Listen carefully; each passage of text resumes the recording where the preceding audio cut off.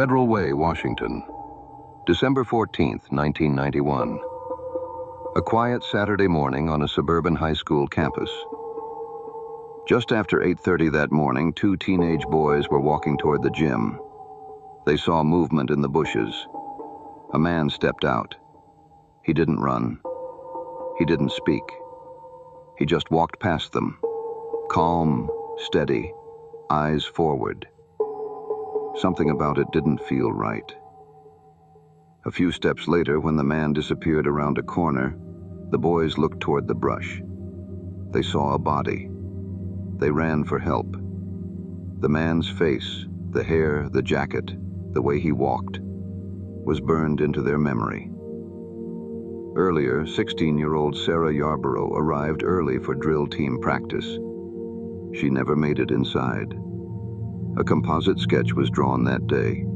It would hang on police bulletin boards for nearly 30 years. No one recognized him. Sarah was the kind of person everyone remembered. Bright, confident, quick to laugh. She loved her school, her friends, her future. Her body was found partially undressed. The medical examiner confirmed what police already feared. She'd been assaulted and strangled. A crime this brazen, in daylight on school property, should have been solved within hours. Instead, it would take almost 3 decades.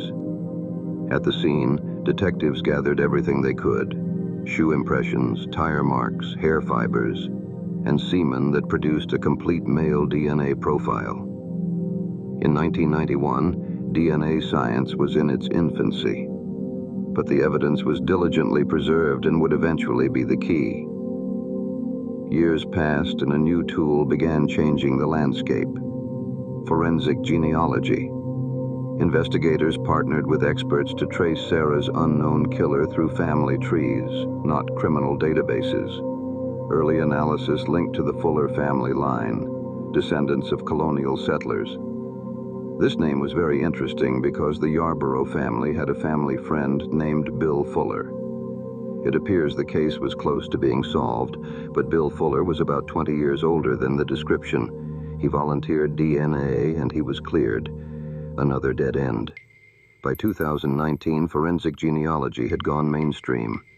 A genealogist uploaded the unknown DNA into public, direct-to-consumer databases, the same ones used by ordinary people searching for family. Thousands of profiles surfaced, but one cluster stood out. 2 brothers in Washington. One was a known sexual offender and became the focus. His DNA was in CODIS. Shockingly, he was not a match. That left the other brother.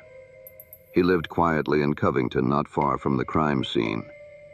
Needing to collect DNA, detectives put him under surveillance. They followed him to a laundromat. He went outside and smoked a cigarette and tossed it aside. Later, he threw away a napkin. Both were collected. The lab confirmed the match. Sarah's killer, identified through genealogy. The probability of error: 1 in 120 quadrillion. In 1983, he'd attacked a woman at knife point near the Columbia River. She escaped by diving into the water. He pleaded guilty to that attempted rape, sentenced to 10 years. This next part is hard to understand and harder still to accept. He was paroled after just 3.5. Had he served his full term, he would have been behind bars when Sarah was killed. He later faced charges for child molestation, but because of procedural gaps, his DNA was never entered into CODIS. The system missed him, again. On October 3, 2019, detectives moved in. They approached him outside a sports bar. When told he was being arrested for murder, he looked puzzled and asked one quiet question: "What year was this?" A chilling question indicating there were more than one. During the investigation, detectives executed a search of his residence. Inside, they found a house in severe disrepair. No working electricity, piles of clutter stacked to the ceiling, and rooms filled with magazines and pornography. Among the debris was a 1994 newspaper front page featuring an article about the Sarah Yarborough murder. It looked less like a home and more like a hoarder's cave. His name? Patrick Leon Nicholas. The man from the sketch, the man seen walking out of the bushes, was finally in custody. In May 2023, a jury found Patrick Leon Nicholas guilty of first-degree murder with sexual motivation. He was sentenced to 548 months in prison, over 45 years. May Sarah rest in peace.